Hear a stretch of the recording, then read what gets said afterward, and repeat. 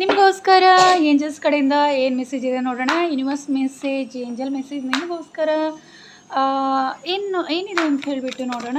ಓ ಮೈ god, ವಾ beautiful card. ಯಾ, love begins. ನೀವು ಪ್ರೀತಿಗೋಸ್ಕರ weight ಮಾಡ್ತಾ ಇದ್ರೆ ಲವ್ ಬಿಗಿನ್ಸ್ ಅನ್ನೋದು ಬರ್ತಾ ಇದೆ. ನಿಮ್ಮ ಜೀವನದಲ್ಲಿ ಹೊಸ ಪ್ರೀತಿ ಅನ್ನೋದು ಆರಂಭವಾಗ್ತಿದೆ. ಅಥವಾ ನೀವು ಏನಾದರೂ ಈಗ ಆಲ್ರೆಡಿ ಲವ್ ಲೈಫಲ್ಲಿ ಇದ್ದರೆ ನಿಮ್ಮ ಲವ್ ಇನ್ನಷ್ಟು ಉನ್ನತ ಮಟ್ಟಕ್ಕೆ ಹೋಗುತ್ತೆ ಅಂತಲೇ ಹೇಳ್ಬೋದು. ನಿಮ್ಮ ರಿಲೇಷನ್ಶಿಪ್ ಏನಿದೆ ಅದು ಇನ್ನಷ್ಟು ಬ್ಯೂಟಿಫುಲ್ ಆಗುತ್ತೆ.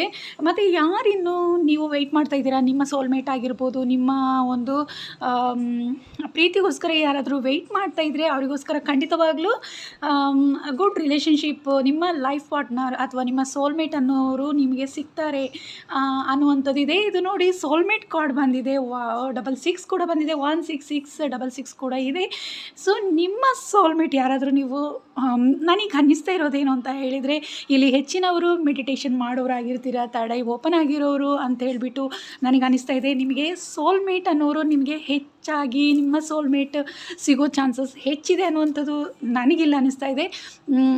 ನಿಮ್ಮ ಸೋಲ್ಮೇಟಿಗೆ ಏನಾದರೂ ವೆಯ್ಟ್ ಮಾಡ್ತಾಯಿದ್ರೆ ಖಂಡಿತವಾಗ್ಲೂ ನೀವು ಹೆಚ್ಚು ಮೆಡಿಟೇಷನ್ ಮಾಡಿ, ಅವರಿಗೋಸ್ಕರ ಮ್ಯಾನಿಫೆಸ್ಟ್ ಮಾಡಿ.